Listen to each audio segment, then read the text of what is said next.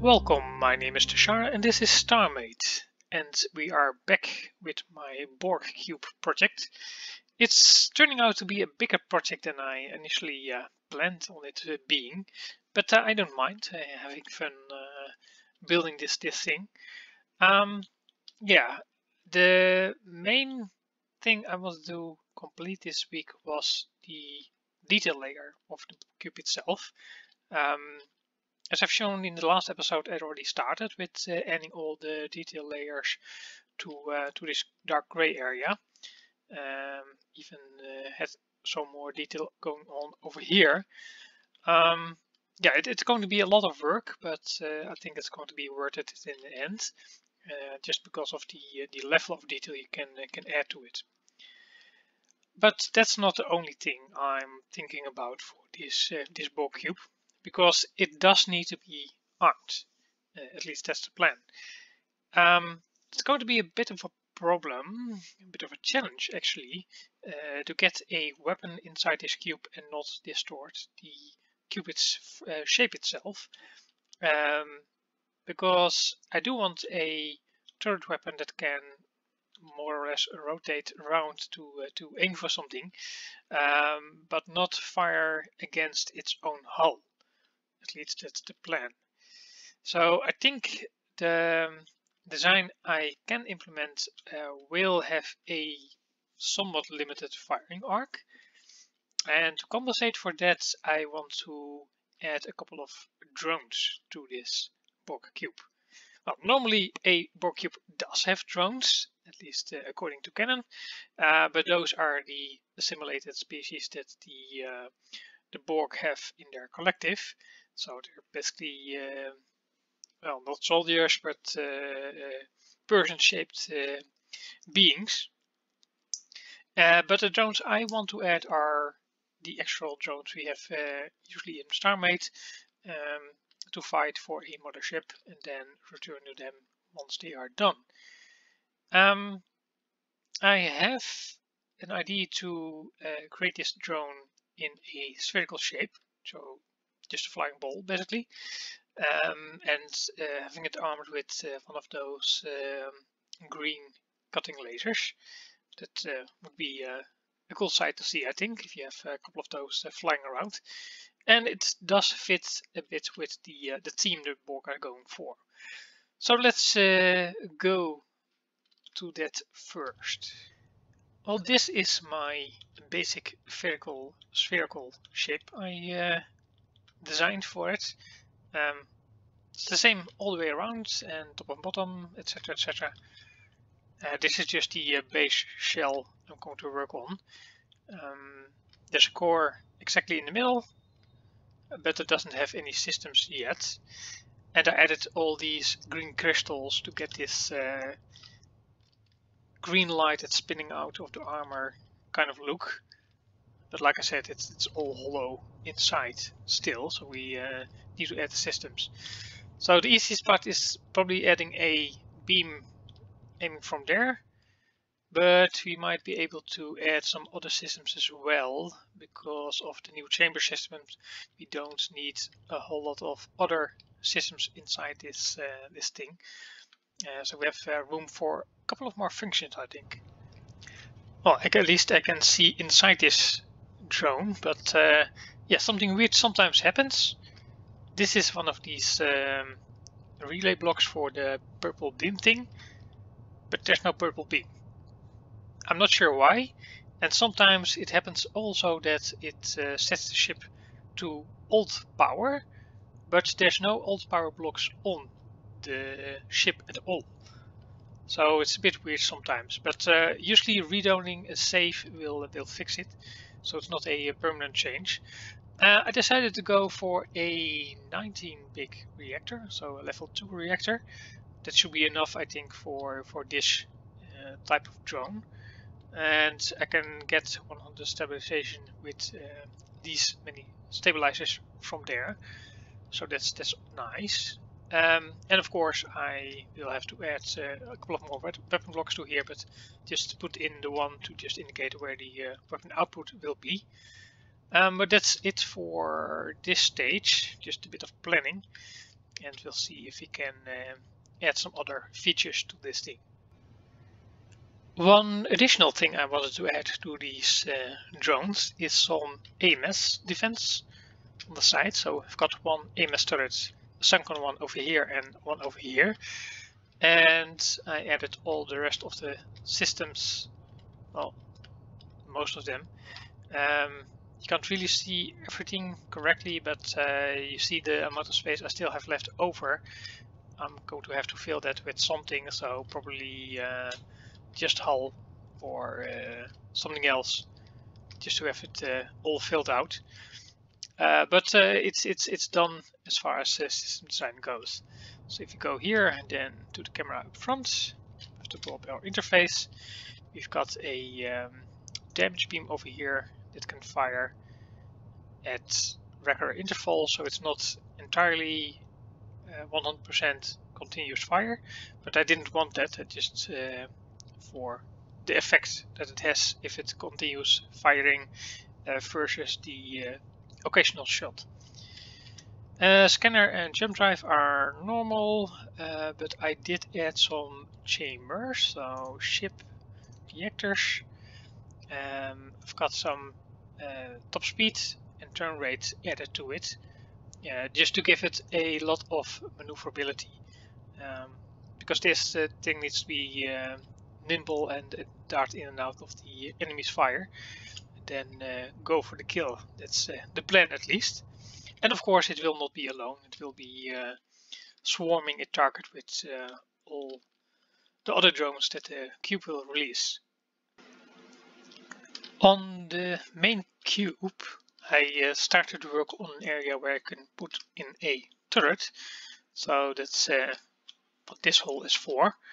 I've checked it out a bit and I should be able to fire from the center of this hole over here in pretty much every direction freely. Not entirely facing that and that direction or up and down, but most of the firing arc is free. At least free enough that I think it will have enough reach to target most enemies that face this side of the cube. And the idea is to have at least 2 cutting beams on each surface of the cube, so one in that corner, then one lower in the left corner, I think, and do that for each surface, so top and sides and bottom, etc. That would amount to 24 cutting beams in total. So whatever direction you are approaching the cube from, you will also always face the same amount of weapons. That's the danger about the cube, at least.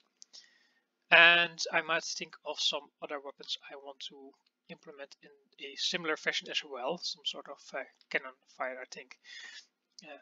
But the first thing we need to do is design a turret that actually fits in this area, at least can fire out of this area without it getting caught on something from the hull of the cube itself. This is the design of the turret I finally came up with. It's basically a big barrel which will house all the systems. And at first I was thinking of adding this, what do you call it, square around it to limit movement, so we can add some blocks to the rotating part, and then when it hits this cube, then it can't move any further. But it really didn't work out exactly the way I wanted it for the final degree of movement it had for up and down. So this light gray area over here, that's my representation of that area over there in the hull, where it needs to fire through. That's my testing frame, and I tested it out, and this thing over here, this floating thing, that blocks the up and down movement. So if we move to the actual rotating part over here and we look through the camera, you can see we can move up, we can move anyway from these directions. So the camera is not exactly at the barrel height, so it seems to be firing at this block, but it's not. It seems to be firing not as low as it should. It's just above the barrel. So it can barely make it for, let me see if I can demonstrate it, for firing downwards. Yeah, like that. Barely goes. But that's the final movement I gave it. So this works out, I think, for what it needs. And then we have the rolling movement that's incorporated in the base over here. That will not impair the movement here for up and down. So it will move the maximum amount it is allowed, only colliding with the actual turret base, so not with the main ship, because that's where it goes wrong usually. And movement for rotating is free, so that works out as well. And this should have more than enough space for all kinds of weapon systems, because that's the only thing it's going to have. No additional power or shields really, just a little bit for moving it into place. So that will be a relatively powerful turret, I think. Well, and here it is with the turret in place. So if you look at this facade of the cube, you see that there is a detail over there, but not that it is all that far back or any distortions in the cube itself. And it doesn't really matter that it is a bit retracted here. If you look from the side, actually adds a bit more detail. And it does look part of the actual hull. So it's got a lot of freedom of movement, at least enough, I think, to fire. And I think it's a relatively powerful system that I can put into it. I've highlighted it now, so that's why you see the outline of the turret inside. So it's relatively well protected as well, because you only have the ability to fire at the actual area that is exposed in front of the hull of the cube itself. The rest is protected by the main ship. So we've got 2 of those on each side. That is a lot of firepower, I think. I also started to continue the detailing work. As you can see here, I've added more at the top, and I still need to add additional layers to these gray areas over here to complete the top of the cube.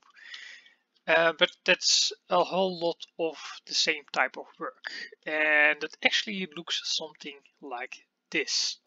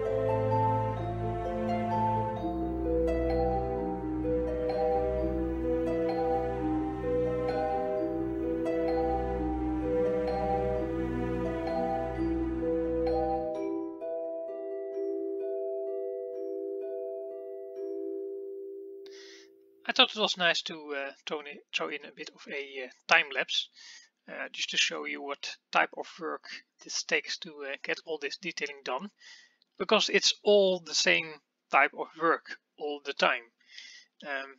You can really burn out on that if you're not careful.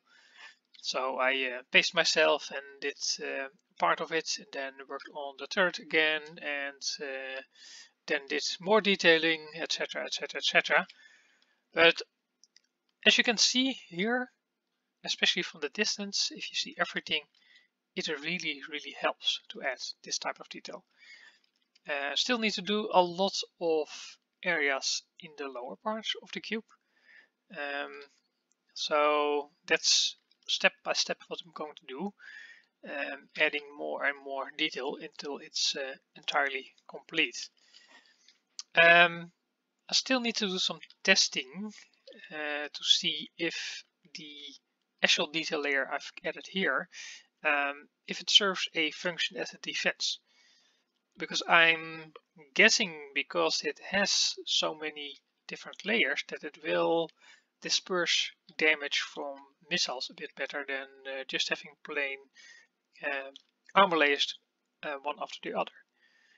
Unless of course it hits the gaps in between, so I'm not sure. I have to test it a bit, because I am thinking of adding a hardened layer behind the actual cube surface, just in case.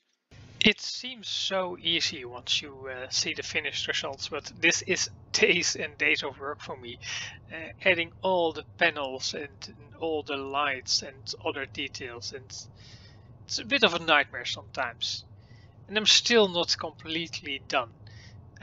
This phase of the cube is done, it's all filled in. The top was already done, like I showed you, but this side, or better perhaps on this side, you can see it a bit better. I still have the middle part to do. That's the last of the detailing I have to do. I already added the slab layer and the grid on top of it. Bottom is more or less a mirror of the top, except for the corners. I did that separately, but that wasn't too much work. But yeah, it's worth it, but I'm so tired of paneling details. Too much work. And I still need to do the actual armor panels around the ship. It still hasn't been completely laid out. But we'll get to that. But that's not for today, that's for next time, I think. So I hope you enjoyed this episode. Let me know what you think, and I'll see you next time. We are the Borg. Lower your shields and surrender your ships. We will add your biological and technological distinctiveness to our own. Your culture will adapt to service us. Resistance is futile.